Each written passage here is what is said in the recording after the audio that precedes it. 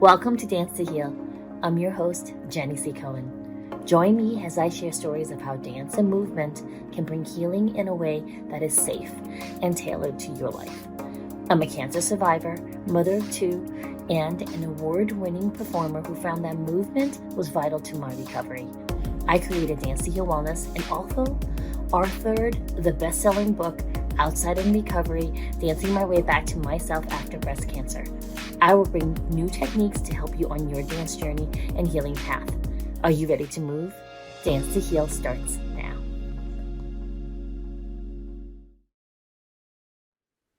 Hello, welcome. I am beyond excited to introduce to you today Brandin Bowen, who is a phenomenal coach who works in the realm of shadow work. So audience members, Brandon's one of the first people I've actually brought on who talks about the shadow side. We're usually in this current day and age, we're encouraged to embrace the happy parts, right? To be, oh no. Don't think about the sad things. Don't confront the negative parts. Those parts, if you just ignore them, will go away. And I've discovered in my journey that doesn't necessarily happen. It's really important to work with those parts of you. And so, Brandon, if you wouldn't mind sharing with my audience what you do, and also specifically, you have this amazing event coming up. And audience members, if you're watching this after the event, don't worry, Brandon does repeat this particular retreat. So get in touch with her no matter what and avail yourself of this opportunity. Go ahead, Brandon. Tell us about the Dancing Shadows retreat. Awesome. Well, thank you so much, Jenny. It's awesome to be here. This is my very first podcast video, anything. So I'm really excited and a little nervous, and that's cool. Well, it's funny that I feel like a lot of people maybe put shadow into a negative connotation, and that's not always the truth. Sometimes we hide in our shadow. So let me back up a minute. What is shadow? Shadow comes from Jungian theory. It's one of the archetypes that is so if persona is what we show the world, shadow is what we hide. And what we can keep in our shadow sometimes is, maybe our more unsavory bits. Sometimes it's like that angry teenager or that, acting up little child who got hurt and wasn't taken care of when they were young. Yeah, and sometimes those bits can come out in not the best, most happy, fun, acceptable ways. Um, but at the same time, they are still parts of us and they're just wounded bits that need a little bit of love. And at the same time, what also can be true is that people can keep their joy in the shadow. They can keep their happiness in the shadow.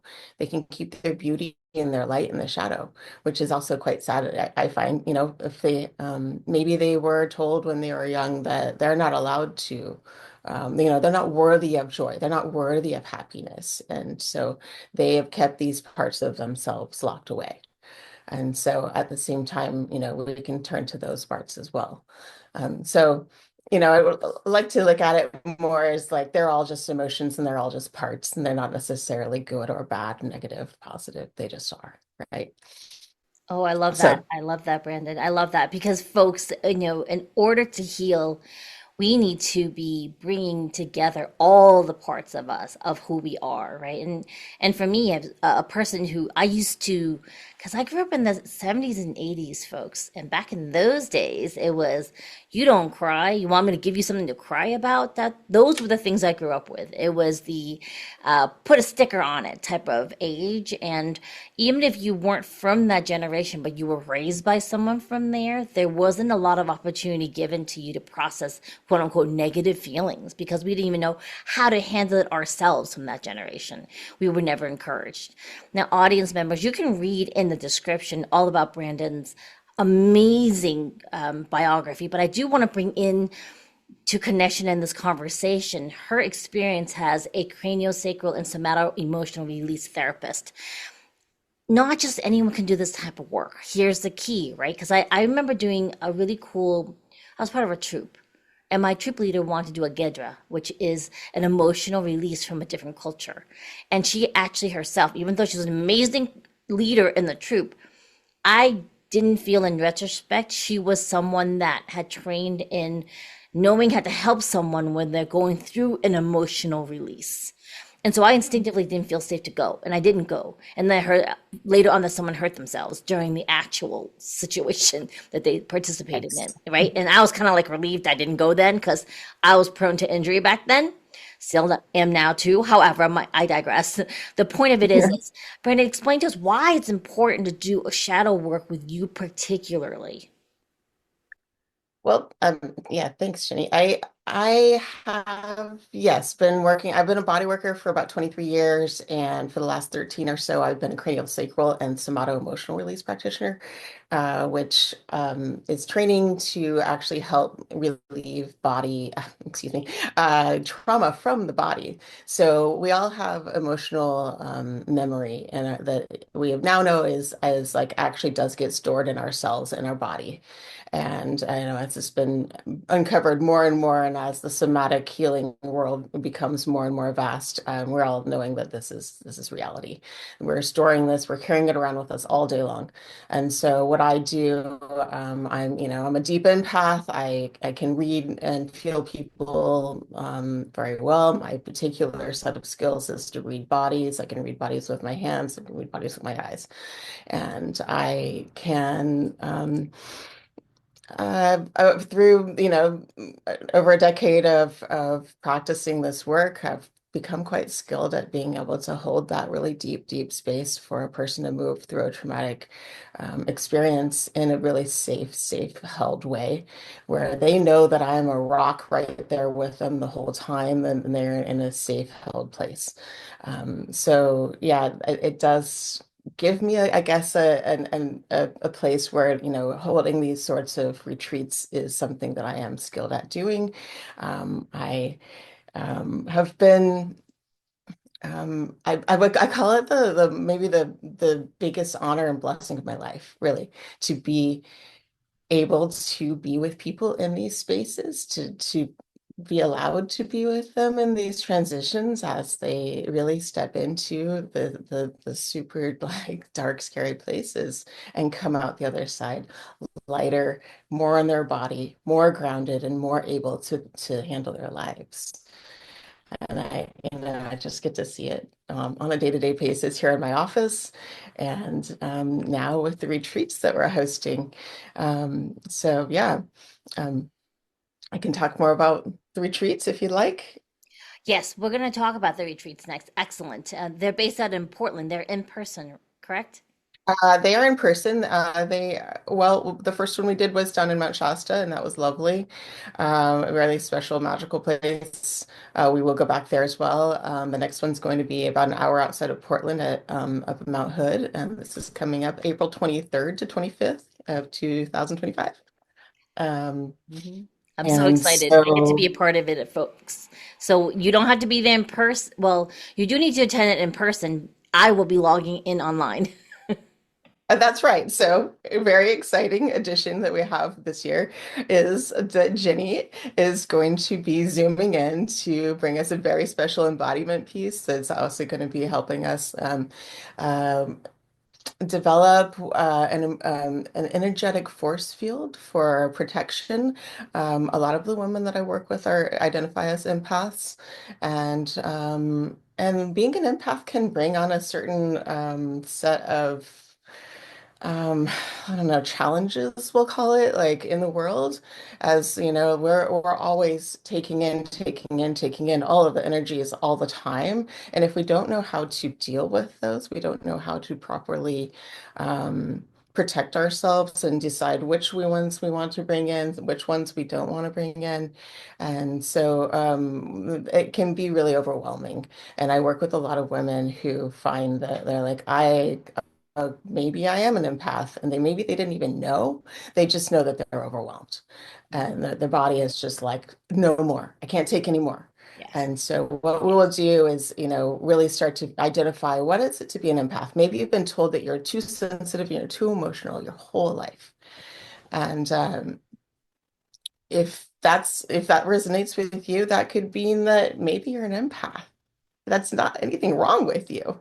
One of the things I discovered when I realized that, oh my gosh, I'm an empath, and it's actually what makes me really good at what I do. And actually, it's my superpower. It's not like it's just me being too emotional to like cry too much or the too much or too much that, like my brother all my life, oh, you're too sensitive. I'm like, you know what? I'm just sensitive enough. Exactly, exactly. You're just sensitive enough. So, audience members, I want to bring to your attention the fact that the reason why also this is important, this type of an event to go to is I have shifted into being searching for collaborators, teachers, students who are aware of the fact that there needs to be what's now called trauma informed care, meaning if I'm working with you, I'm well aware you may be coming to me for one thing. There's other events that may not be in your forefront of consciousness and now affecting how you're behaving today. And if I react a certain way or you react a certain way, it's often 80% of it is from something else that happened in the past. And if you formulated backup systems to keep you safe, right? So being trauma informed is also understanding that everybody has a very unique and individual life experience. And the culture of their family, no matter where they grew up, is also going to affect how they react to the situation. And you want someone that can be empathetically holding space for you, which is the only reason why I was like, oh, heck yes, Brandon, when she asked me, would you consider doing some type of a thing at my event? I was like, yes, because I knew she's done the work. She's not practicing on us on how to do the work, if that makes sense, audience. Okay. And then the other thing I want you to be aware of is when you are doing work similar to this type of, is it healing? It's more evolution. Being in community makes it more impactful, doesn't it, Brandon? Versus just doing it by It yourself. certainly does. Absolutely, it does. Like I will never knock, one-on-one therapy. However, I do find that group work like this, it compounds the effect.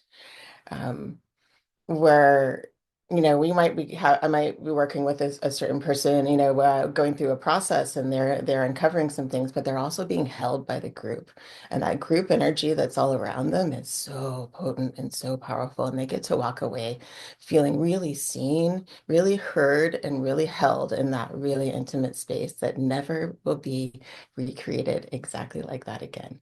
And it's going to be such a special bond between those women, which really brings me to one of the reasons why I really am inspired to create these groups.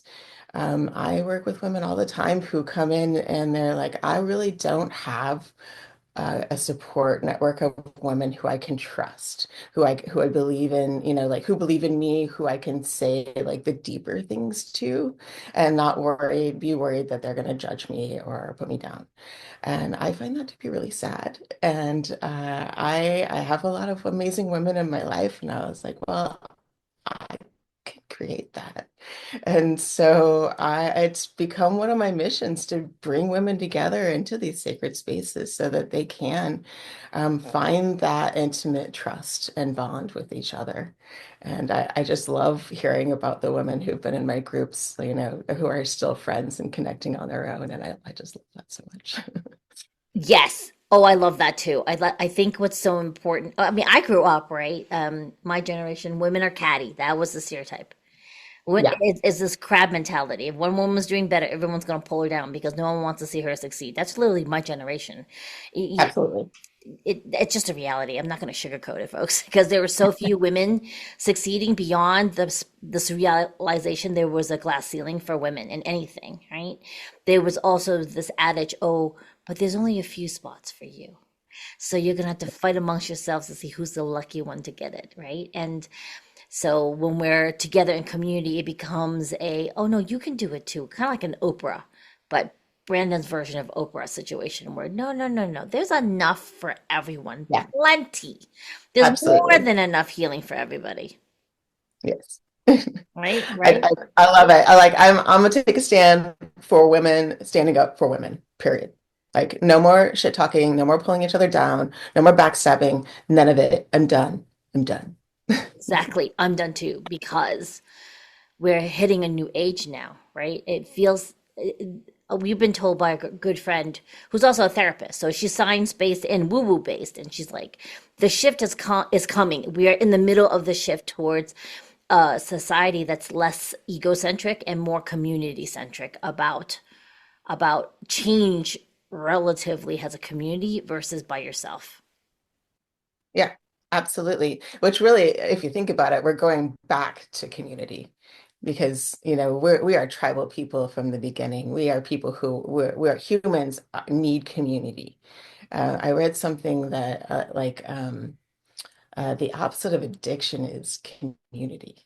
Which is isn't that crazy?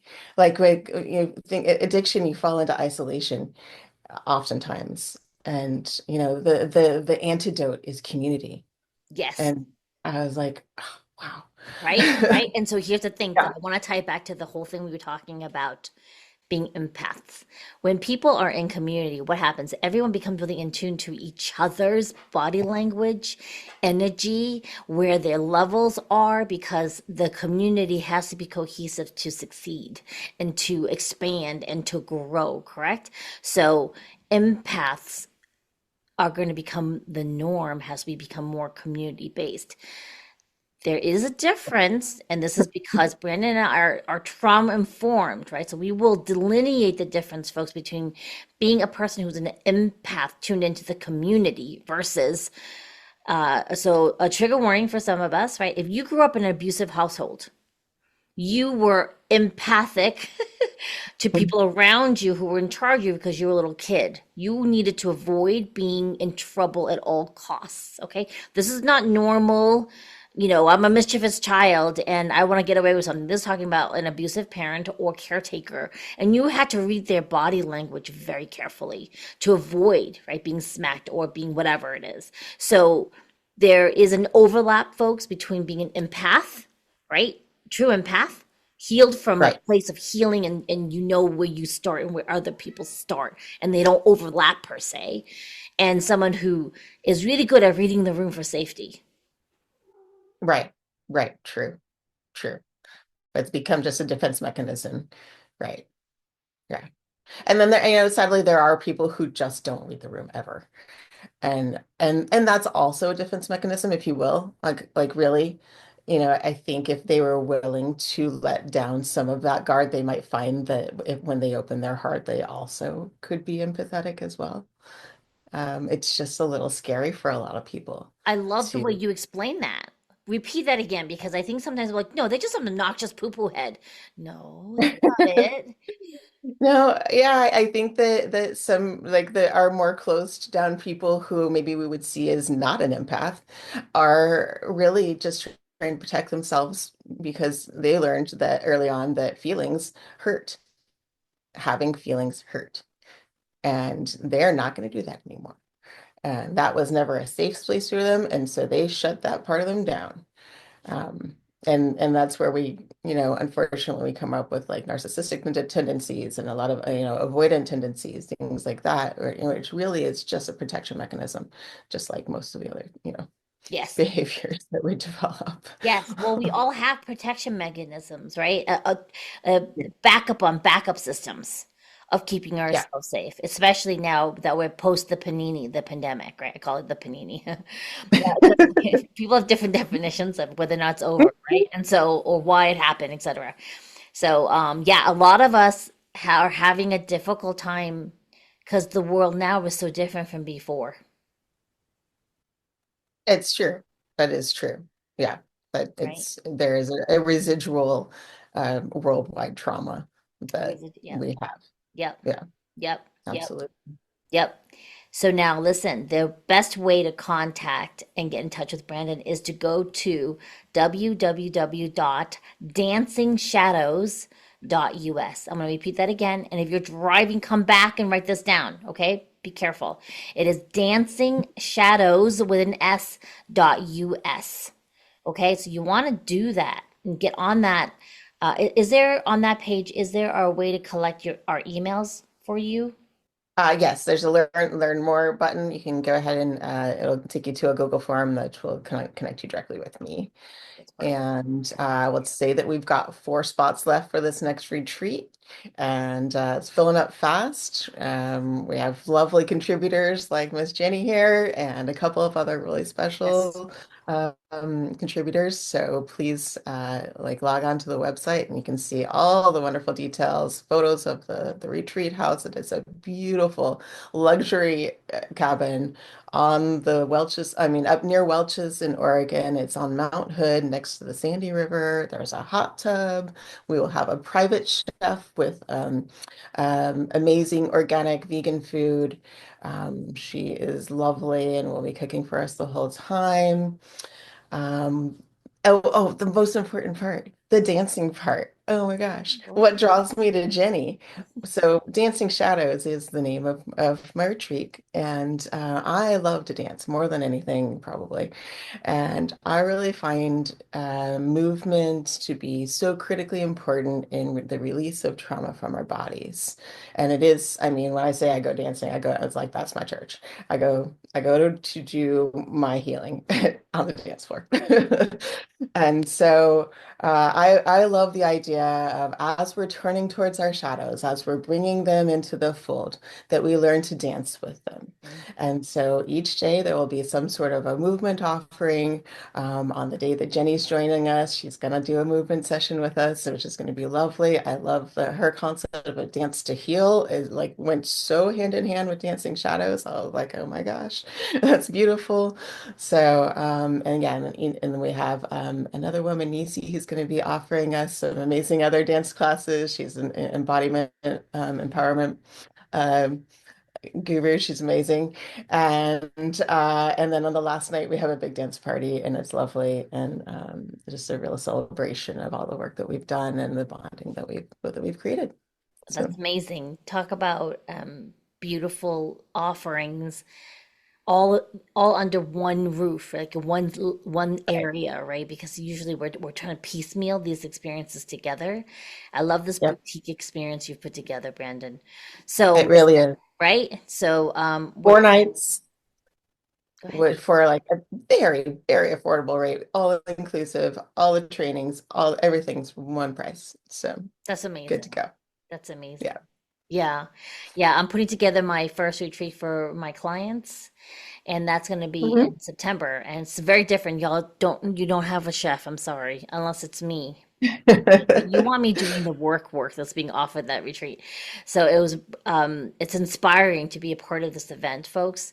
Make sure you go to Dancing Shadows with an S dot US for information about that. This event is in April. All right, so we've run out of time. You're gonna have to come back, Boo Boo. Okay? Promise? Okay. All right. Sounds good. Yeah, I feel like then we could talk for days. I know. So before we let you go, would you please give the audience one tidbit? What's one thing you would recommend we could do on our own until we can go to your retreat? What's one thing we could do to help us dance with our shadows? Mm, okay. Hmm. Well, let's see. I think one of the gosh. So many to choose from. Pick one.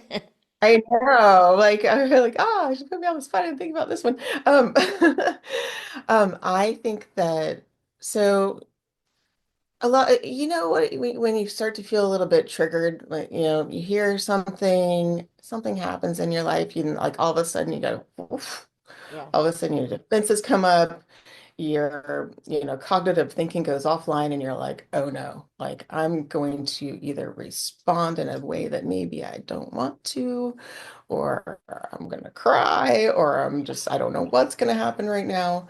Mhm. A little trick I like to do to bring your parasympathetic nervous system back online is so it's like it really simple. It's just kind of a craniosacral hold. So you do one hand on your chest and one hand behind your head.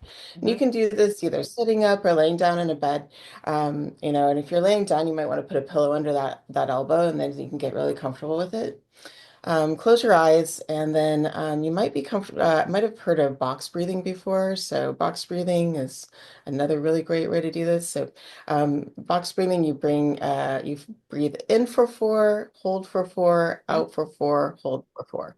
So I like to do this coupled with the box breathing. You do, maybe 5 to 10 rounds of that, and your nervous system will come back online, and you might then be able to think about, okay, what just happened? How may I respond to this in a bit more of a relaxed and uh, less triggered manner, and see how that works for you. Yeah, so that's my little trick.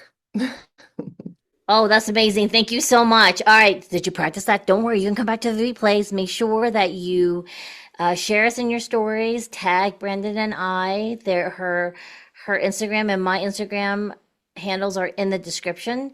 We're hoping you have a great day. Thank you for coming, Brandon. Yeah, thanks so much for having me, Jenny. It's awesome. We'll see y'all later. Bye bye. Bye. Thanks for listening to Dance to Heal with Jenny C. Cohen. Come back next time to hear stories of recovery through movement and learn more ways that you can move your body. To work with me and continue your journey, visit outsideinrecovery.com. Are you ready to move?